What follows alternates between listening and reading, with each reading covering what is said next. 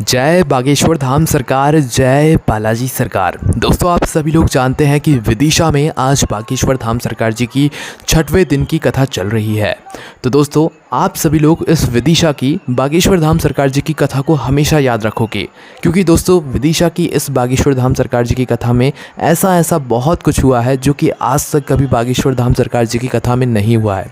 सबसे पहली बात दोस्तों, आज हम आपको ये बता देते हैं कि आज मध्य प्रदेश के सीएम मतलब मुख्यमंत्री बागेश्वर धाम सरकार जी की कथा में विदिशा पहुंचे हुए थे और विदिशा पहुंचकर बागेश्वर धाम सरकार जी से मिलकर उनका आशीर्वाद लेकर, महाराज जी का आशीर्वाद लेकर उन्होंने भजन गाए। दोस्तों, आप जब उन भजन को सुनेंगे तो आपका मन भी बहुत खुश हो जाएगा।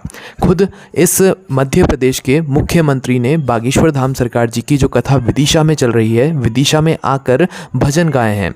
और भजन गाने के साथ में दोस्तों, आप सभी लोग जानते होंगे कि आज मुख्यमंत्री शिवराज सिंह चौहान ने विदिशा में आकर बागेश्वर धाम सरकार जी की कथा में एक बहुत ही अच्छी बात बोली है। वो ये बात बोली है कि ये जो विदिशा है, विदिशा हमारी कर्मभूमि है। मतलब शिवराज सिंह चौहान जी की ये जो विदिशा है, ये कर्मभूमि है। इसीलिए सभी लोगों से शिवराज सिंह चौहान जी ने आग्रह किया कि आप यहाँ पर सभी लोगों को नमन कीजिए, प्रणाम कीजिए, क्योंकि आज ये जो इतना बड़ा आयोजन हो रहा है, ये सभी हम सभी लोगों की वजह से हो रहा है। किसी एक की वजह से नहीं हो रहा है, हम सभी लोगों की वजह से हो रहा है। साथ ही में दोस्तों, ये जो मतलब कथा पंडाल इतना बड़ा सजाया गया है और ये जो आसपास की जो जगह है, ये पूरे में अभी आनंद छाया हुआ है। कोई भी व्यक्ति अगर यहाँ पर आता है तो वो यहाँ से जाने का उसका मन नहीं करेगा। आप किसी से भी वहाँ पर जाकर पूछ लीजिएगा। इसलिए अभी भी एक दिन का समय बचा हुआ है। अगर कोई आने का सोच रहा है, उसने अभी भी दर्शन नहीं किए हैं, तो वो ज़रूर आए और यहाँ पर बागेश्वर धाम सरकार जी की जो विदिशा में कथा चल रही है उसके दर्शन ज़रूर करें। अभी भी भक्तगण आ रहे हैं और ज़्यादा मात्रा में आ रहे हैं और अब सिर्फ आखिरी दिन की 7वें दिन की कथा बची हुई है।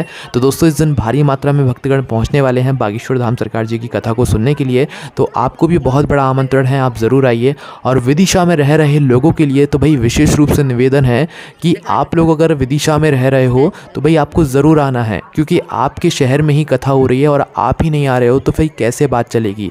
मतलब भक्तगण यहाँ पर कितनी दूर दूर से आकर 2-2, 3-3, मतलब कुछ लोग तो मतलब जब से कथा शुरू हुई है जब से ही रुके हुए हैं। और अगर आप लोग विदिशा में रहकर ही विदिशा कि बागेश्वर धाम सरकार जी की कथा को सुनने नहीं आ रहे हो तो ये फिर सही बात नहीं लगती है। तो विदिशा में रह रहे सभी मतलब लोगों से एक बहुत ही बड़ा निवेदन है कि आप सभी लोग अंतिम दिवस की कथा को सुनने ज़रूर आएँ, क्योंकि अंतिम दिवस की कथा को सुनने से आपको ये 6 दिनों की कथा को सुनने का फल मिल जाएगा। और जो लोग भी बाहर से, कितनी ही दूर से आप लोग बागेश्वर धाम सरकार जी की कथा को विदिशा में सुन रहे हो, मतलब विदिशा की इस कथा को सुन रहे हो, तो आप ज़रूर आइए, आपको बहुत आनंद आने वाला है। 7वें दिन की कथा का विशेष महत्व होता है। आपने 6 दिन की कथा ना सुनी हुई हो, 7वें दिन की कथा सुन तो आपको यहाँ पर विशेष फल की प्राप्ति हो जाएगी।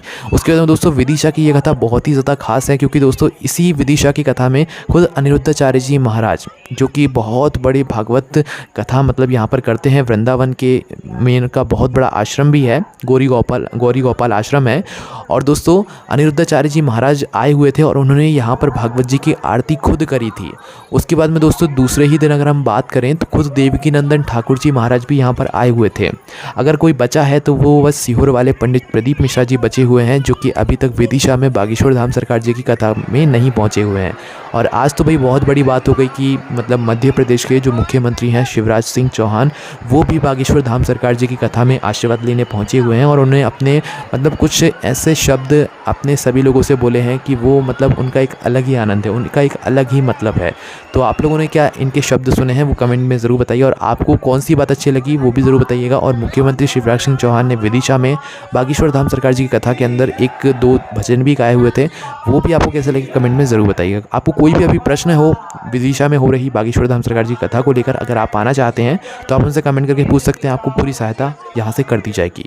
जय बागेश्वर धाम सरकार।